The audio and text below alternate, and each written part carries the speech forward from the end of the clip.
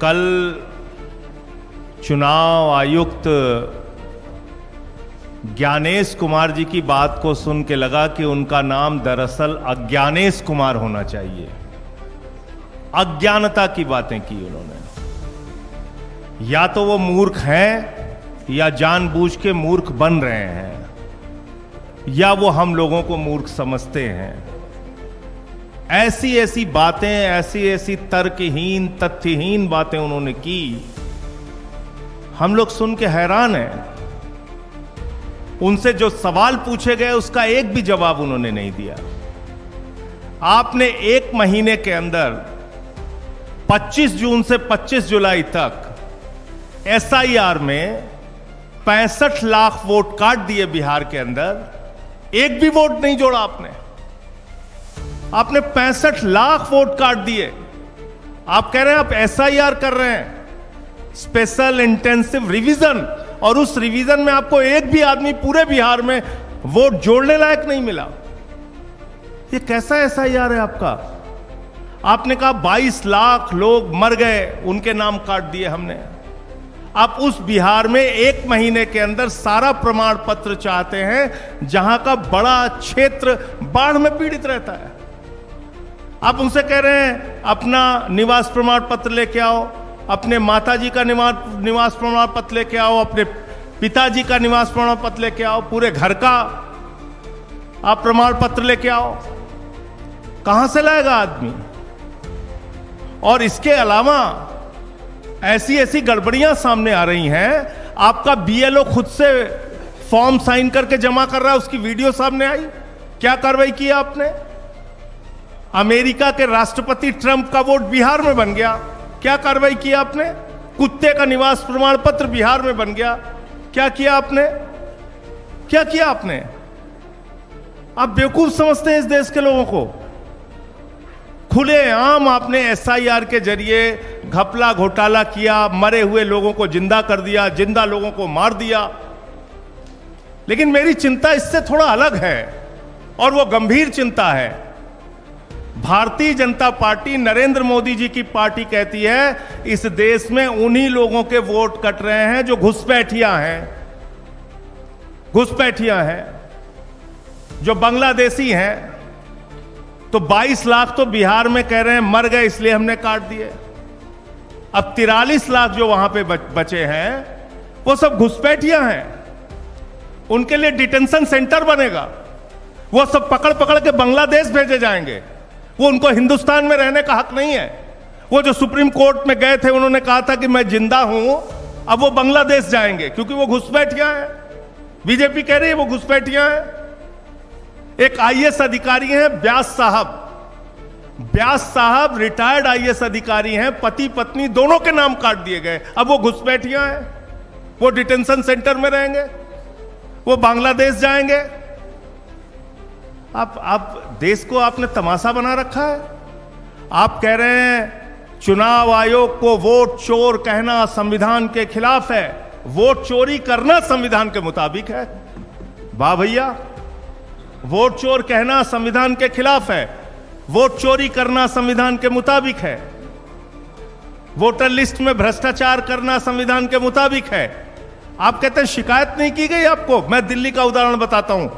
दिल्ली में केंद्रीय मंत्रियों के घर पे 33 वोट बने, 25 वोट बने, 22 वोट बने, सांसदों के घर में 15 वोट बने। मैं खुद केजरीवाल जी के नेतृत्व में जाके शिकायत हमने लिखित रूप से दे के आए थे हम लोग। कोई कार्रवाई आपने नहीं किया। आपने नई दिल्ली विधानसभा क्षेत्र में 42,000 वोट काट दिए, 42,000 वोट चुनाव शुरू होने से पहले।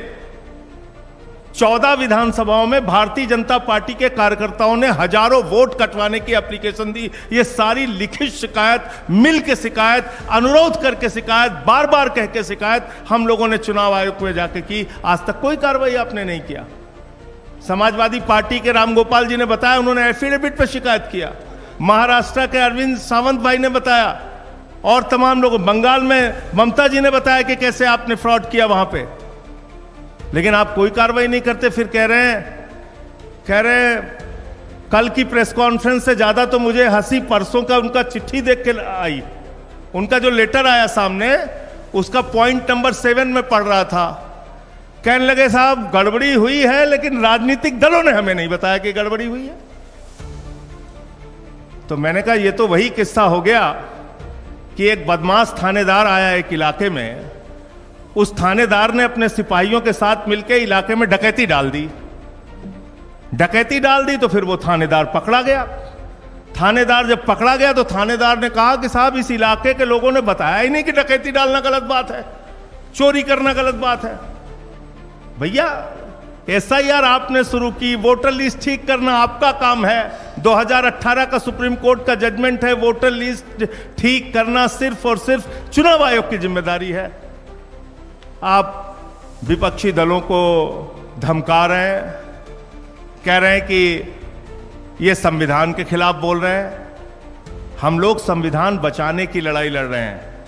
मताधिकार एक ऐसा अधिकार है जो बाबा साहब डॉक्टर भीमराव अंबेडकर जी ने भारत के संविधान में दिया और कहा कि राष्ट्रपति के वोट की गिनती भी एक होगी और गांव में रहने वाले मजदूर के भी वोट की गिनती एक होगी।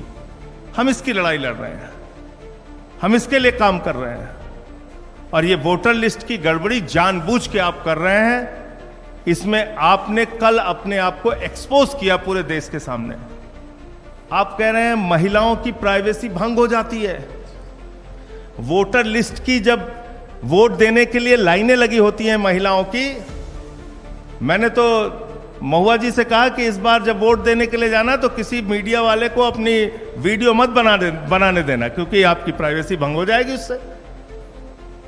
भाई बताइए, आप पूरे देश का चुनाव दिखाते हैं, कश्मीर से लेकर कन्याकुमारी तक महिलाएं लाइन में लगी हैं, वो आप दिखाते हैं। उनका इंटरव्यू आप लेते हैं, वो आप दिखाते हैं। 45 दिन तक आपके खुद के नियम में आज भी लिखा हुआ है कि आप सीसीटीवी फुटेज देंगे, तब प्राइवेसी भंग नहीं होगी। तो इसलिए आपने सरासर झूठ बोला, सीना ठोक के कल झूठ बोला। चुनाव आयोग ने कल पूरे देश को यह बताने का काम किया कि वास्तव में उन्होंने भारतीय जनता पार्टी के साथ मिलकर चुनावी घोटाला किया है और चुनाव को प्रभावित करने का काम कई राज्यों में किया है। वही खेल आप बिहार में करने जा रहे हैं। दिल्ली में आपने खुलेआम ये सारा काम किया है। तो मैं सिर्फ इतना कहना चाहता हूं कि आप जांच से बचिए मत, जांच कराइए। जो तथ्य आपके सामने लाए गए हैं अब तक, जिन राज्यों के अलग अलग राज्यों के तथ्य आपके सामने लाए गए हैं, जब तक आप इन सब की जांच नहीं कराते, आपकी निष्पक्षता पे आप कह रहे हैं ना हम समकक्ष हैं, न पक्ष न विपक्ष न समकक्ष। आपको अगर अपने आप को निष्पक्ष साबित करना है तो पूरे देश में जहां जहां बड़ी शिकायतें आपके बारे में मिली हैं, आप उसकी जांच कराइए और कार्रवाई कराइए, वरना आपको हमेशा ये कहा जाएगा कि आपके नेतृत्व में वोट चोरी हुई है और आपने घोटाला किया है। धन्यवाद।